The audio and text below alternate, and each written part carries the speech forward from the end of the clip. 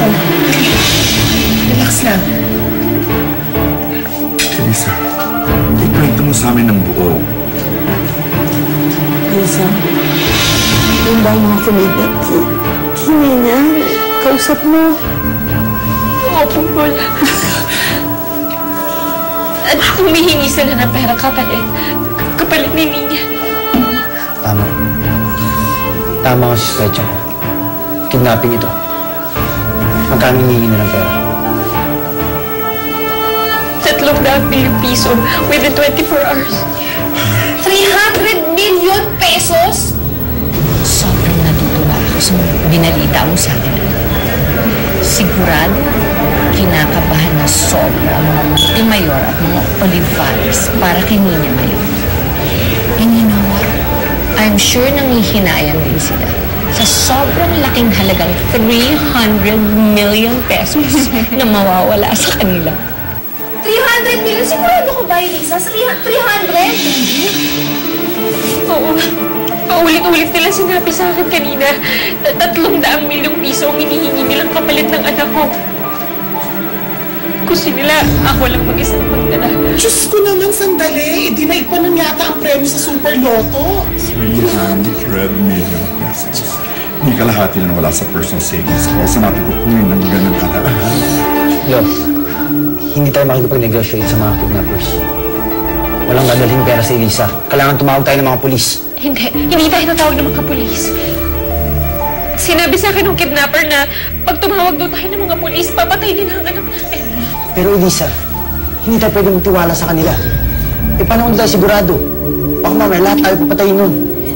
Kung natatakot ka ako, ibibigay natin lahat ng gusto ng mga kidnappers para lang ibalik sa akin ang anak ko. At pag nakuha na natin yung pera, kahit hindi na tayo pamalahan ni Lord, hindi na masama yun sa loob natin. Talagang hindi na siguro masama yun na natin. But you know what? What gives me even better satisfaction is knowing na sa halagang 300 million na yun, ubos ang pera ng mga Montemayor. Well, Ma, kapalit naman ng pera ay buhay ni Niña. So I think they don't have any choice but to give them money. Sino naman na nagsabi sa'yo na ibabalik natin ang bata? Makipag-cooperate tayo sa mga kidnappers. Kailangan natin gawin yun eh. Para maibalik na sa atin si Niña, di ba? 300 million pesos. Where would we get that kind of money? All the assets of the Olivares are in stocks and properties. Saan natin po ng perang ganun? Hindi natin ibabalik ang bata. Ano ka ba? Hindi ba sinabi mo sa akin gusto mo makaganti kay Elisa? Ito ang tanging paraan para gawin yun, ano? Kailangan mamatay ang anak niya. Namatay ang anak mo, hindi ba? Yun lang ang kapalit mo. Hindi sapat ang pera lang. Diba nakakalimutan mo yata ang parang anak ko na rin yung bata? Parang anak. Parang na siyang anak. Pero hindi mo siya anak. Anak siya ni Michael at ni Elisa. Kaya kailangan mamatay siya. Hindi mo pwedeng lambutan ang loob mo. Gusto mong makaganti kay Elisa, hindi ba? Gusto mong maramdaman niya kung gaano kasakit ang mamatayan ng isang anak. Darling, this is the only way when she will be able to feel the pain of suffering of the death of a child. So kapag nakuha na natin ang pera ng mga Montemayor, kailangan mamatay si Niña. Yun lang ang tanging paraan para makaganti tayo talaga sa kanilang lahat.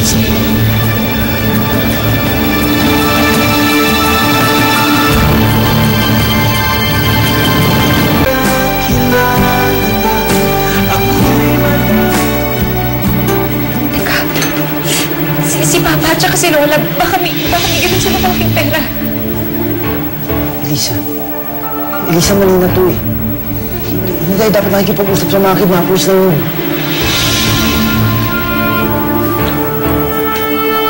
Tama na, Michael. Ayoko na. Basta gagawin natin kung ano yung sinasabi ko. Gagawin natin lahat ng mga sinasabi ng mga kidnappers na yun. Yun ang desisyon ko at yun ang masusunod. Elisa, saan ka pupunta? Elisa! Sama po muna kayo. Gusto ko nang tulungan si Elisa. May delikado yung gusto niya mangyari. Michael, wala naman tayong choice, hindi ba? Tsaka baka mamaya malaman ng mga kidnappers na kumukontak tayo sa pulis. Anong nangyari kay niya? Pero Lola, wala na tayong alam sa mga ganitong pangyayari. Kailangan natin ng pulis para turuan tayo kung dapat natin gawin. Paano? Sang-ayon kay Michael. Mas may alam ang pulis sa mga bagay na ito. They know how to deal with kidnappers. Eh, paano pag nalaman mo nila na nakikipag-contact tayo, na nakikipag-usap tayo sa mga kidnappers na yan? Baka mangyari sa apo ko. Ayoko may mangyari. Oo nga, mamaya totohanin nila yung sinasabi nila tapos tsugiin nila sa niya dahil tumawag tayo ng pulis. Ba't parang nanahimik ka bigla? Hindi ka ba sang-ayon sa mga plano? Magiging masakit din to para sa akin. Pero alam ko pag namatay si Nina, mas masakit ito para kay Michael at saka kay Elisa. So, what's your decision? Tama ka. Dapat mamatay si Nina. Para tuluyan ko na magantihan si Elisa. That's right. Dapat talaga mamatay siya. Kaya ngayon, manmanan mo na sila. Makiramdam ko. Para malaman mo kung anong mga susunod mong gagawin.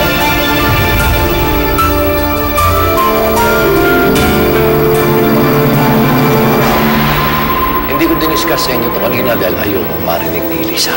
Yung kukunin ko sa kumpanya na 110 million, yun lang ang pera natin liquid doon sa canning factory. At kapag kinuha ko yun, mababankrupt ng factory. Ginabi ka na ata, Sofia. Saan ka ba nang galing? Binisita ko kasi si Mama sa kulungan. Sana nga mali ang kutob ko sa'yo, Sofia. Sana nga totoong nagbago ka na talaga. Bakit hindi na lang natin kunin lahat ng pera? Paano mo gagawin yun? Didispatchahin natin si Sofia at ang bata. Ano sa tingin mo? Ayaw mong nangimaman sa pinaghirapan mo?